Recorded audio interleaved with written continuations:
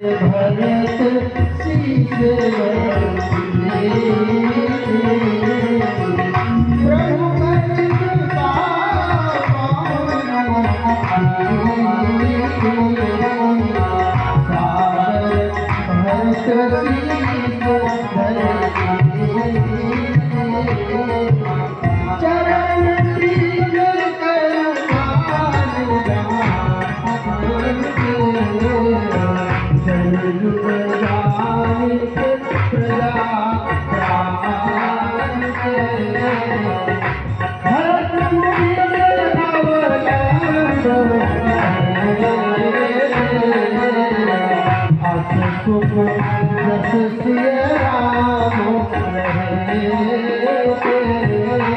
जी शरण पादुका लेकर और अयोध्या जी में पहुंचे। अयोध्या जी में गए और शरण पादुकाओं का अभिषेक कराया और भरत जी स्वयं जाकर नंदी ग्राम में निवास करते हैं।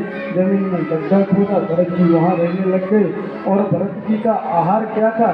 जो गौ को जौ खिलाते और जो गोबर के माध्यम के द्वारा गौ गोबर में करती उसको धोकर, जिसको जौ यावत बोलते हैं, और उसको धोकर गौ यावत, उसको धोकर पीस कर फिर रोटी बनाकर, और भरत जी का आहार वह था। और दिन पर दिन दुगनी होती जा रही है। संपूर्ण अवध का राज्य ठीक उस प्रकार से त्याग दिया जिस प्रकार से कुत्ता उल्टी को त्याग दिया। संपूर्ण राज्य को त्याग दिया। इधर क्या हुआ कि राम जी बहुत समय तक बात किए और राम जी ने देखा कि अब हमको सब जानने लग गए। राम जी ने चित्रकूट से प्रस्थान किया और चित्रकूट से प्रस्थान करते हुए भगवान राम जी ने सरकार दंडकारण्य में पहुँचे। दंडकारण्य में कुछ दिन निवास किया और लखनलाल जी ने प्रश्न पूछा। लखनलाल जी ने माया, ईश्वर, जीव आदि के विषय में प्रश्न किया। प्राप्त ब्रह्मणो रूपम प्राप्तिश्च प्रत्यगात्मना प्राप्त्युपायम ब्रह्म प्राप्ति विरोधिना वदन्ते सकला वेदा सा इतिहास प्राण कहा। लखनलाल जी ने प्रश्न कहा। राम जी ने सब उत्तर दिए। थोड़ी देर बाद घूम के गांव के वहाँ शूर्पणखा आई और शूर्पणखा रावण की बहनी दुष्ट हृदय दारुण दशहनी और पंचवटी सो गई एक बारा देख विकल भई जुगल कुमारा। शूर्पणखा आई और शूर्पणखा आने के बाद में फिर राम जी को देखकर दुखी हो गई और कामासक्त हो गई। और जैसे ही कामासक्त हुई सुंदर स्वरूप धारण किया और जैसे ही सुंदर स्वरूप धारण किया, सुंदर स्वरूप धारण करके लखनलाल जी के पास गई और राम जी से कहा कि हमें आप विवाह लीजिए। तो राम जी ने कहा कि हमने आह कुमार मोर लगी गिराता, मेरा छोटा भाई कुमारा है। लखनलाल जी के पास गई। जैसे तो इधर उधर कई बार जाती रही ना, तो क्या है कि कामना ऐसी होती है और कामना हमेशा यही कहती है मन माना कछु तुम्हें निहारी। मैंने संपूर्ण 14 भुवन देखे पर मन नहीं माना, थोड़ा तुम्हें देखकर मान गया। लखनलाल जी के पास गई। लखनलाल जी ने कहा मंगलसूत्र पहनाना पड़ेगा तो कम से कम नाप तो लेना पड़ेगा ना। तो लखनलाल जी ने तलवार ली और ऐसे मंगलसूत्र पहनाने के हिसाब से जैसे नाप लिया और एकदम से जोर से दबा दिए, से धड़ल्ले से नाक कान कट गए। अरे ताली तो बजा दो आप लोगों ने जो किया। शूर्पणखा की नाक कान काट दिए और जैसे ही नाक कान कटी वो विकराल स्वरूप धारण करके और खरदूषण के पास बिलखती हुई गई और खरदूषण के पास बिलखती हुई जाती एकदम से चिल्लाई, भैया बचाओ बचाओ बचाओ, 2 तपस्वी आए मेरे नाक कान काट दिए। खरदूषण अपनी सेना सजाकर दौड़ता हुआ चला आया और जैसे ही खरदूषण दौड़ता हुआ आया कि दोनों तपस्वियों को अभी मार डालेंगे, जिंदा नहीं छोड़ेंगे। पर राम जी आए। राम जी ने कहा सीता जी को ले जाओ लखनलाल जी, इन दुष्टों से तो मैं अभी निपट लूंगा। और रामचंद्र जी ने मोहिनी अस्त्र छोड़ा। वो आपस में उसको राम देखे, उसको राम देखे, सब ने आपस में देखा और आपस में ही लड़ करके संपूर्ण 14,000 सेना समाप्त हो गई। खरदूषण का वध कर दिया भगवान ने। और जैसे ही खरदूषण का वध किया और इधर क्या हुआ, शूर्पणखा दौड़ती दौड़ती रावण के पास पहुंची और रावण के पास गई और कहने लगी, तेरे पौरुष को धिक्कार है, तेरे बल को धिक्कार है, तेरे रहते हुए तेरी बहन की नाक कान कट गई, अरे तू मर जा, तू तो भोगों में लिप्त रहता। रावण ने कहा, क्या हुआ? क्या बताया कि वो दो तपस्वी आए, सुंदर है, लड़के, उनके साथी एक सुंदर नारी है। रावण कामी बहुत बड़ा था और जैसे उसने सुना एक नारी, तू बहन जा। रावण मामा मारीच के पास आया और जैसे ही मामा मारीच के पास आया और मामा मारीच के पास आते ही कहने लगा कि तुम पशु बन जाओ, मृग बन जाओ। मामा ने कहा, सब आदमी बनाते, तुम हमें पशु बना रहे, हमने कौन सा अपराध किया है कि आदमी से पशु बना रहे? और मामा मारीच के पास आया। मामा मारीच ने कहा, नमन नीच के अति दुखदायी, नीच व्यक्ति को अगर नमन करोगे ना तो वो दुख ही देगा, इसीलिए छोटे व्यक्ति को, नीचे व्यक्ति को कभी भी नमन नहीं करना चाहिए। छठम साक्ष्यम समाचरित की स्थिति हमेशा रखना चाहिए। तो रावण उसने कहा, अगर इसकी बात नहीं मानेंगे तो अभी मार डालेगा, इससे अच्छा कृष्ण मरो रघुपति सर लागे, रामचंद्र जी के बाण से मरना अच्छा है। और गया और वो कपट नरक बन गया। राम जी पीछे गए, रावण ने सीता जी का हरण कर लिया, राम जी ने मारा और मारीच का वध हो गया। सीता जी का हरण करके रावण ले गया। अब राम जी दुखी होकर खोज रहे हैं, यत्र तत्र खोज रहे हैं, कभी वृक्षों से पूछते, कभी पत्तों से पूछते, कभी कहीं, कभी सब जगह पूछते, पर कोई नहीं बताता। फिर घूमते घूमते सबरी के पास पहुँचे, सबरी को नवदा भक्ति का उपदेश दिया।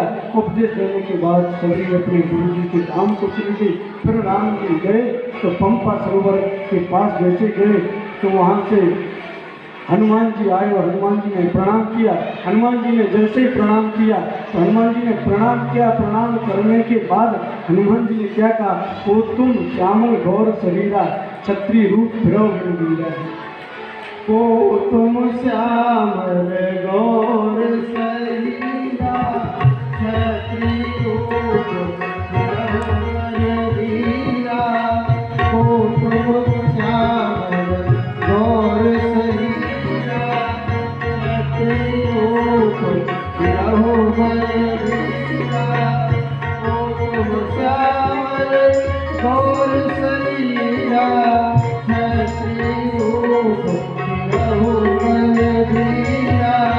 आप कौन है जो श्यामल और गौर शरीर धारण किए हैं?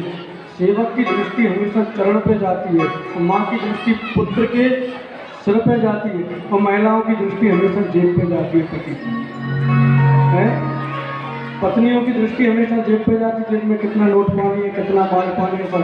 और हमेशा माँ ये नहीं कहेगी बेटा कितना कमा लिया, बाहर में गया कमाया ना कमाया तू ठीक रहे। तो मातारी की दृष्टि हमेशा बेटा के चेहरे पे जाएगी, शरीर पे जाएगी। पत्नी की दृष्टि सिर्फ कितना है माल इस पे जाएगी और फिर ये कहेगी तुम कमा लाओ, इधर से कमाओ।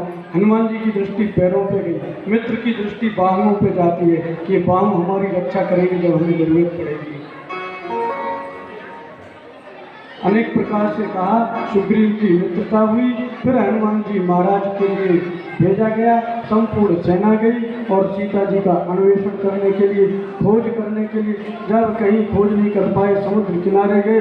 जामवंत जी ने हनुमान जी को उनके बल का याद दिलाया और जो जामवंत जी ने हनुमान जी को बल का याद दिलाया, पवन तनय बल पवन समाना, विधि वेद विज्ञान निधान। पवन तनय बल पवन समाना, पवन तनय बल पवन समाना, बुद्धि विवेक विज्ञान निधाना। पवन तनय बल पवन समाना, बुद्धि विवेक विज्ञान निधाना, बुद्धि विवेक विज्ञान निधाना। और जैसे हनुमान जी को याद दिलाए और याद दिलाने के बाद हनुमान जी एकदम कनक धूधराकार शरीरा, समर भयंकर अति बलवीरा, विकराल शरीर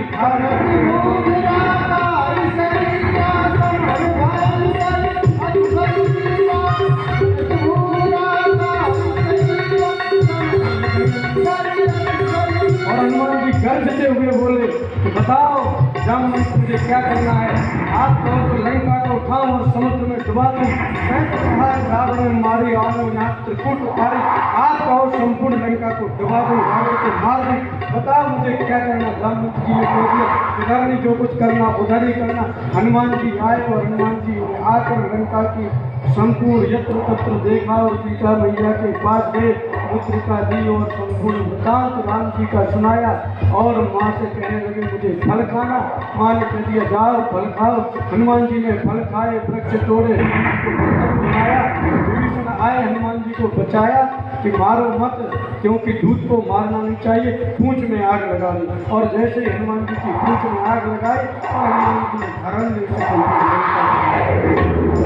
हनुमान जी ने लंका जला दी।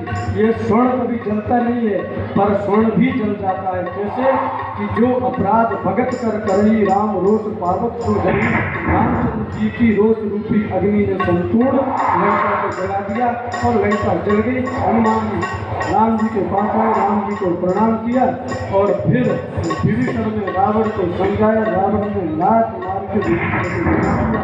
रामचंद्र जी ने विभीषण से मित्रता की और फिर सेतु बांधा और सेतु बांध के जो राम जी लंका में आए, उधर से रावण की दुहाई, यहाँ से राम जी की दुहाई और जो युद्ध हुआ इतना विकराल घमासान युद्ध हुआ।